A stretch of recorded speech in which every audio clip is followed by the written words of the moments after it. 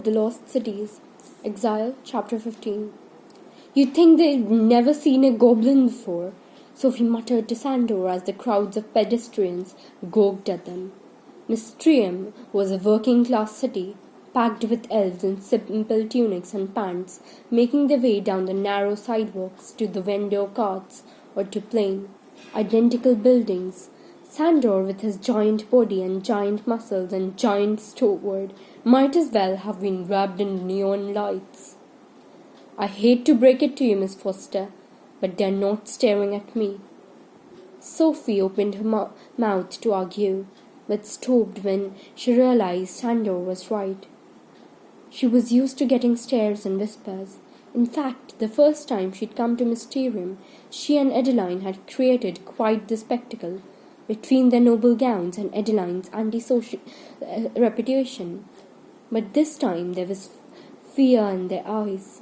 "That's that girl who was taken," someone whispered. Words like trouble and menace quickly followed. A mother even grabbed her children's arms like she feared being near Sophie might somehow get them taken too. Sophie wanted to be annoyed, but that was what had happened to Dex. Sandor moved in front of her as Sophie ducked her head and picked up her pace, and they didn't stop until they'd reached Slurps and Burps, the only unique building in the entire city, with its topsy-turvy structure and rainbow-paint job. The door belched as they entered, and a plume of purple smoke greeted them with the stench of old pickled cabbage. "I told you not to add the Savoyolo until the flame turned blue." "No, you said red." "Red heat makes it curdle and combust." "I know. Then why did you add it?" "Because you told me to." Despite the gag-inducing stench, Sophie smiled as she and Sandor wolfed through the maze of shelves filled with tiny vials and bottles. When they finally reached the back laboratory, the scene was even more chaotic than she'd imagined. Thick pink slime covered everything, the lab table, the ceiling, and especially the tall, slender man who looked even more like his son with the vibrant goo coating both of their faces. "You look like when I smacked you with that splotcher," Sophie told Dex, grinning as he tried to smear away the pink sludge from his cheeks. Splotching was a type of telekinesis duel, and she had easily defeated him and left him splattered with hot pink splotcher slime. Kessler swatted at the tiny flames that had caught on the bottom of his white lab coat. "Sorry, we didn't hear you come in. How can I help you, Sophie?" "I needed to talk to Dex, but maybe I should come back later." "No, don't go," Dex blurted. I could use a break. Let me just clean up real quick." He raced toward the storage room, nearly slipping in a pink puddle as he ran. Kessler shook his head. "I think your alchemy skills are rubbing off on him, Sophie." "It wasn't my fault," Dex shouted from the other side of the wall. Kessler mouthed, "Yes, it was," before he said, "Well, I'd better get this mess taken care of. Feel free to wander around. I'm sure we have at least a set of few exilers Adeline is in keeping on hand in case you have another one of your incidents." Sophie wasn't sure. She'd seen Adeline's medicine collection. It was getting out of control. Still, the Disneys made a lot of exilers, most with names like Buff Stuff and Curly Dew and Fuzzy Fizz. Kessler liked to keep things as ridiculous as possible, a small way of rebelling against the stuffy nobles who frequented his store. But that didn't mean his concoctions weren't seriously powerful. Slurps and Burps had an exiler or balm for almost every problem or ailment anyone could ever have, which was why the store was so cluttered with shelves. Sandor was struggling to maneuver his bulky frame through the aisles without knocking things over. A blue bottle caught Sophie's eye as she browsed. "What's fate fuel?" she asked, picking up the delicate flask. Clear liquid sloshed inside, and the glass felt warm to the touch. "Helps you regenerate faster if you fade during a leap," Kessler called. Her grip tightened on the vial. Maybe it could ease the strange headaches and dizziness she kept getting. "Better put that away," Kessler said behind her. Startling her so much, she nearly dropped the bottle. He took it from her, holding it up to the light until the bottle glowed. This would have made Elvin's job a lot easier when he was trying to bring you back, but it has Limbium in it. Just the word made her skin itch and her stomach heave. Kessler frowned as he set the bottle back on the shelf. "I helped him make a version without the Limbium, but it was hardly the same. Good thing you're such a fighter." "Yeah," Sophie mumbled, not quite sure what to say. "What exactly does Limbium do?" "Many things, depending on what you mix with it. Mainly it affects the limbic system." A diagram from one of her old human science books filled Sophie's memory. "That's the emotional center of the brain, isn't it? And the center of behavior, long-term memory and motivation. It's also the root point of any special ability. Not something to be tampered with lightly. Which is why we put it in very few EXILEs and only use a drop, though in your case that's still a fatal amount."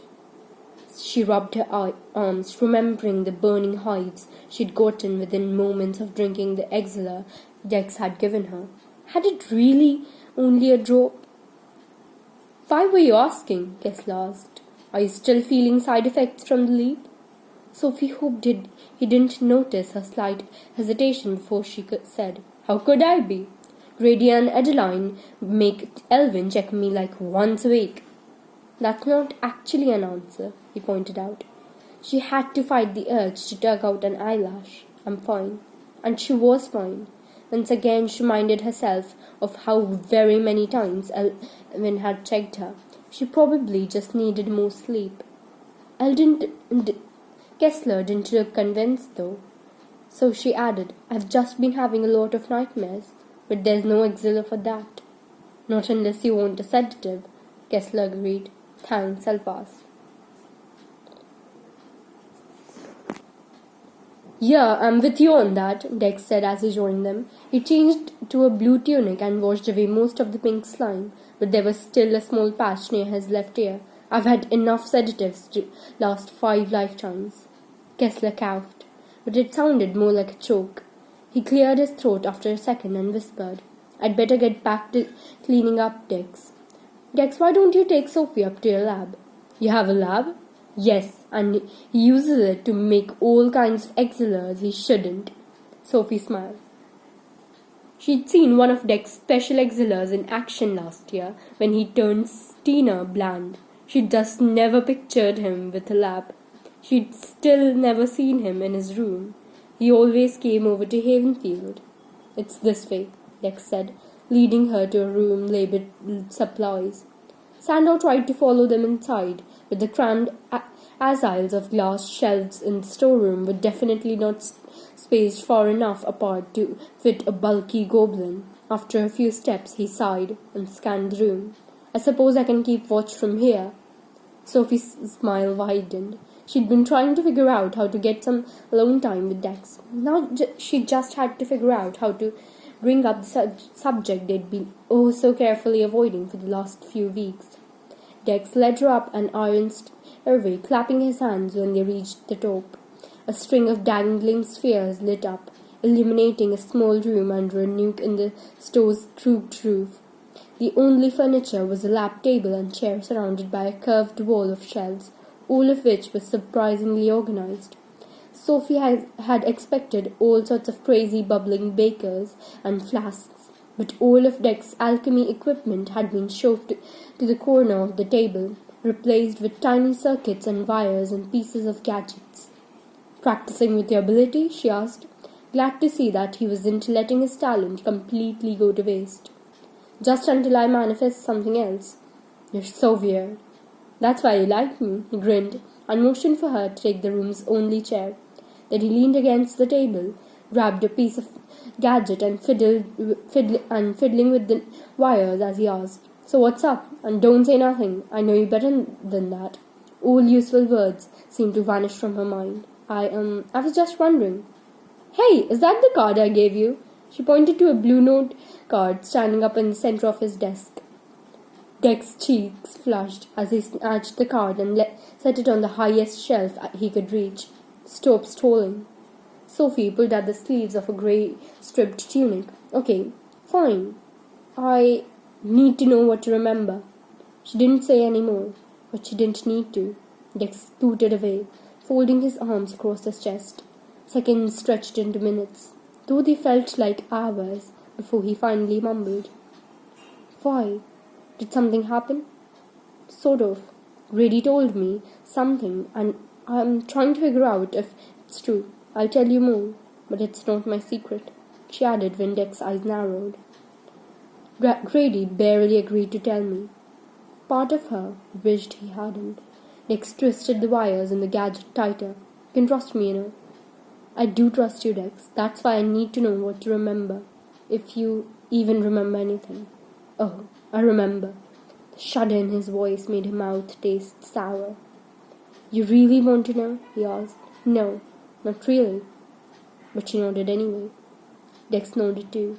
Then he sank to the floor, making all the vials rattle as he leaned against the shelf.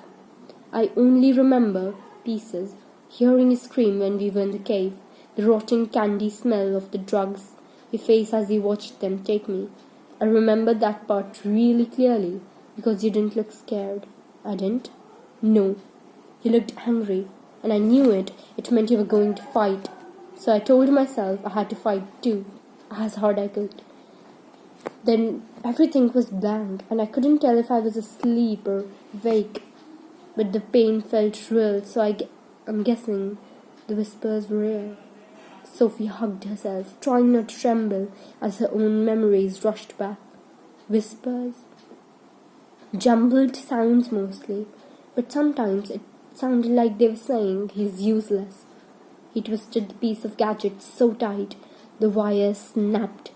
Sophie got up and sat beside him. You're not useless, Dex. I was to them. That's a good thing, I guess. He pulled at the broken bits of wire. The hardest parts were the times the drugs faded, lying there not knowing very well. I tried to get up once, but they had my feet tied, and they did this. He leaned over, lifting the side of his tunic and revealing a faint red oval about the size of a fingerprint just below his ribs. Was that? Sophie leaned closer, squinting at the mark. They burned you? She thought they'd only done that to her. There was the proof, right on Dex's skin. She didn't realize she'd reached out to touch it until Dex jumped. Sorry, she mumbled, whipping her finger away, but not before she felt the coarse pucker of the scar. He cleared his throat. He told me they'd do it to you if I moved again, so I didn't move. I barely let myself breathe. His words felt heavy, and maybe that was her guilt. Dex, don't. It wasn't your fault, okay? He glared at her until she nodded, but her eyes still burned with the tears she was fighting. It's okay, Sophie. They did it, not you, and you had it way worse than I did. She rubbed her wrists, wondering how red and blistered they'd been after her interrogation.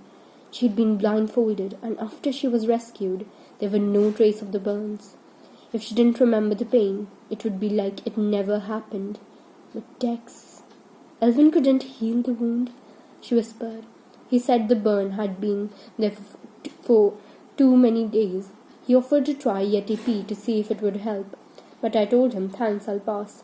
Save it for the next time Sophie tries to blow up the school. Sophie forced herself to smile at his joke, but inside she felt like she was breaking. Dex had a permanent scar, just like Brand. Brand's haunted face filled her mind, and she remembered Adeline's warning about guilt. She buried her own feelings as deep as they would go. She couldn't let herself end up like him. Anyways, that's all I remember, Dex said quietly. Well, until we rescued, and all I remember about that is realizing I was being carried and being too scared to move in case it was the kidnappers. But it turned out to be the good guys. The good guys, Sophie repeated. She could taste the words on her tongue, but she couldn't tell if they were true. You really think the Black Swan are good? They rescued us, didn't they?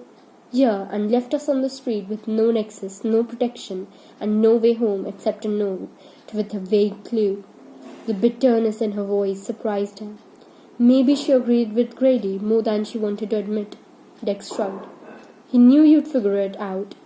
Maybe the clue, but how could he know that I'd figure out how to use my new abilities to get us home safely? I barely did. I guess he believed in you. Sophie snorted. What? I'm serious. I mean, it's all kind of a blur, but I do remember that after he made me choke down that awful sludge, he set my head back on the ground, and then I heard him mumble, "We can do this, Sophie," said it over and over. I don't remember that. Maybe you were already out, I don't know, but I know he said it. It was what helped me calm down as the drugs pulled me under, because I knew he was right.